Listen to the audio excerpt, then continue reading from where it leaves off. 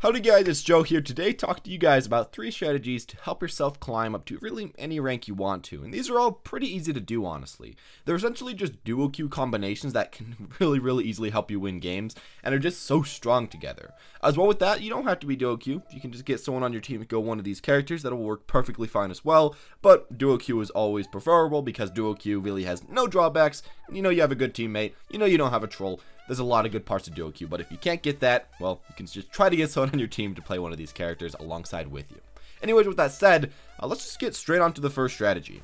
And this is one that you guys all know, all will complain about, and all do not like unless they're on your team, and that's of course Far Mercy. I wanted to put this first because everybody knows about Far Mercy. It's honestly one of those strategies right now that feels like bullcrap to play against. I'm pretty sure right now one of the highest ranked console players is playing Far Mercy, and overall it's one of those strategies that in your head seems like it has a lot of very good counters, mainly McCree and Soldier, but actually in the game it doesn't get countered quite as much as you would think so. Now I'd say the main thing that can counter Far Mercy is really good team play by the enemy team. If they can get their Soldier or the McCree into really nice effective range, that the McCree and Soldier can use their skill and take out the Mercy and then take out the Pharah, or maybe just straight up take out the Pharah, then of course those characters can counter Far Mercy. But if you're playing in a random solo queue game, really in most ranks, even up to Masters, maybe it stops at Grandmasters, but even up at Masters this is really working. If you're just playing a solo queue game and your team's not really way too coordinated, then the Far Mercy can essentially just keep shooting down, and your McCree and your Soldier, they can't really ever get into their effective ranges. Sure, they may somewhat counter the Pharah and somewhat counter the Mercy and keep them from coming out at certain parts of the maps, but on certain maps that are, a little bit more closed in, or just maps that happen to fit exactly Pharah's playstyle, Pharah can actually somewhat, minorly, actually counter McCree and counter Soldier if they don't have someone like a Reinhardt playing really well with them. It's one of those comps that's easy to play right now, easy to pull out, and can win you a lot of games without way too much coordination on your own team's part, and that's what I feel like is so strong about Far Mercy. If you are the people playing Far Mercy, your team doesn't really have to play way too much around you. While if you're the people playing against Far Mercy, your team has to play directly around the Far Mercy players. It's really a thing that you have to think about, and something that can essentially win you free games. I'm going to be real with you guys, this won me a lot of games, and how I've actually been climbing for a decent amount of time. Not way too hard, you don't even really have to know how to play the characters way too well. Of course, if you're versus a Far Mercy that's better than yours, it's going to be difficult. But yeah, if they don't have a Widowmaker that's a god, you can be in trouble. Well, if you do happen to fight against a Smurf Widowmaker, just switch to one of the other comps on this list. Now, continuing, I'm going to say try to get a duo, or I guess just try to get these characters in here, Winston and Lucio. Now, I would say like Winston and Genji or Winston and Tracer, but we're honestly seeing those guys like all the time anyways, so I wouldn't really say you have to worry too much about trying to get those characters. But Winston and Lucio doesn't always show up, does a decent amount, but I'd say try to actually get that. Dive comps right now are very strong. I've said it very much, and yeah, I feel like people should be understanding that dive comps are working, and they're at a point right now where maybe they aren't completely broken, but you don't need nearly as much coordination and nearly as much strategy as you used to in order for them to actually work. Right now you have quite a bit of leeway. All the dive comp characters are some of the best characters in the meta, and with Winston and Lucio, you can really easily allow your teammates to engage. They don't have to use their brain way too much. They see the Winston jumping in, they see that speed boost by the Lucio, your teammates are probably going to engage. You can attack from there, kill them, and then get out and get onto the point. And I'd say really pull this out on King of the Hill, or on attack on really any map, 2CP, or whatever else you want to play, payload.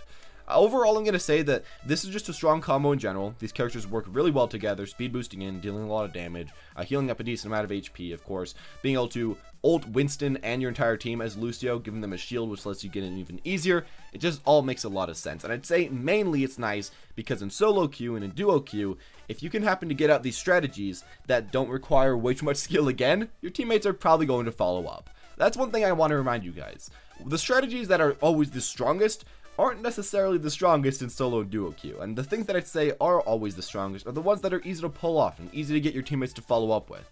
And since this is one of the strongest strategies in the game right now, as well as being not the hardest thing in the world to pull off, if you have these two characters that very easily coordinate where you're probably going to be going and your teammates can easily follow through, I'm going to say it's a good duo to go with, and a good duo that you can easily carry with and just kind of tell your teammates where to go without necessarily actually being on voice chat telling them where to go. Just your movements can really say it all for you. And finally, Tracer Genji. I think this is personally the best way to climb easily in Overwatch right now. Now, a thing that I heard a little bit ago that was kind of weird is that Tracer, while she doesn't necessarily counter Pharah, she actually does somewhat okay, because you can get around the Pharah, get around all her projectiles, and maybe you won't be able to actually kill the Pharah herself, but you will be able to kill a lot of the backline without Pharah really being able to do way too much, and the Pharah will have to focus a lot more on protecting your backline than dealing damage. So Tracer does pretty well with that. As well, Genji, he's in a really good spot right now. He does a lot of damage, he doesn't die way too easily, and with Roadhog being nerfed and Reaper being buffed, both these characters will probably get better, let's be honest. Especially Genji, because I'm pretty sure he doesn't get one shot, or even if he does, you gotta get some headshots. So it will be a lot harder for the Roadhog to be able to kill you, so you want to keep that in mind as well. Even without all those changes, and even without thinking about Pharah, overall, I've seen, especially in my games, the most amount of people being able to carry in a duo queue with Genji and Tracer.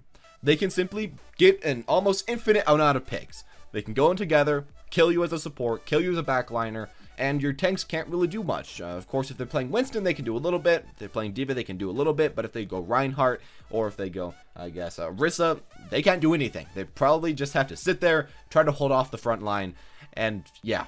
Honestly, the backline can just get dived super easily, and the Tracer and Genji can just get kill after kill after kill.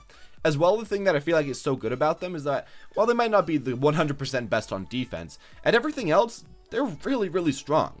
They're hard to kill, high mobility, really strong ultimates, and can just get, again, a lot of picks. And I'd say picks are especially important in solo and duo queue, because if you keep picking people off and making the game a 5v6, you can probably guess who's going to win from there. Finally, I feel like the nice thing about these characters is while they may not 100% synergize together, they synergize well together in the meta that we're in right now. You know, when you think about Genji and you think about Tracer, you're like, well, these characters are both flankers, but that's about the only thing similar about them. But as it is right now, that's really all they need to have that's similar about them. All you really have to have is these two flankers, or these two people that can get into the back line, a Winston, a Lucio, and then two other characters that you want to play, and there you go. You're a pretty nice dive comp. So you can really fit all the criteria of being good in this meta that we have right now. Now, as well, you don't even always have to use a dive comp. I've seen some nice offensive comps with a Tracer and with a Genji, with a Reinhardt, and even an Orisa, which is a little bit weird, but if you can get some picks on offense, and then you can get a nice strong push with your Reinhardt or with your Orisa, well, there you go. You can be doing pretty well as that. It's not always about dive comps, guys. Don't forget that, but they do help quite a bit with this comp. Overall, I'm going to say, though, just these characters are really strong right now. They're great things to be able to pick up and play, and while they are kind of hard to pick up, and while they are kind of hard to play, if you happen to play Genji, or if you happen to play Tracer, or if you know a friend that does, and if you can happen to get that on your team, I'd say it's a really important thing to try to get out right now. Especially just having both of them at the same time, it's really hard for people to simply counter a single Genji or a single Tracer in a lot of games, but if you have both of them together, a lot of people will just have almost infinite troubles, and I can really attest to this as a tank main myself.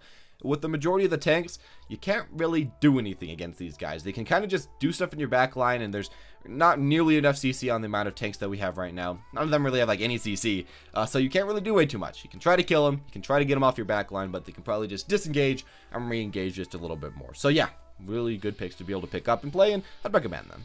Anyways, those are at least, in my own opinion, the strategies that I feel like are the best and the easiest in order to climb in Overwatch competitive Season 5, mainly because they don't seem to require way too much coordination. I'm going to say Genji Tracer does take the most amount of coordination. You got to make sure that you and your duo queue partner are doing well, you know where to go, and that you aren't always targeting the same target at the exact same time, because sometimes you might just be both countered at the same time. But if you kind of have a bit of game sense, and if you know what you're doing at least a little bit with all these characters, you should quite easily be able to carry yourself.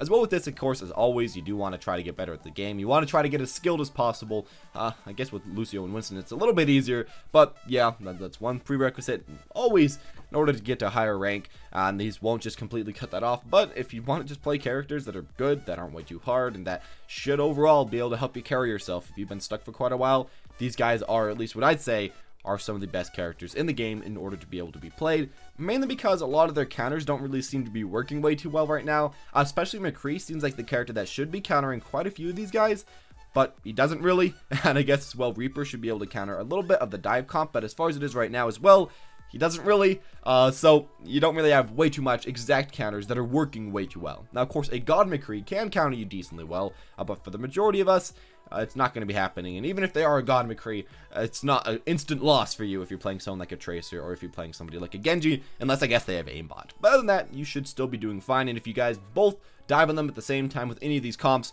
you're probably going to be able to kill them. Anyways, with all that said, guys, thank you all for watching. Hope you enjoyed. As always, if you did learn anything, or if you just got reminded of a good strategy that you want to try out, make sure to tell me in the comment section down below. Or if you just kind of learn how to use one of these strategies. As always, guys, hope you guys enjoyed. Leave a like if you want to see any more in the future. Subscribe as well if you want to see any more. And as always, guys, thank you all for watching, and have a wonderful day.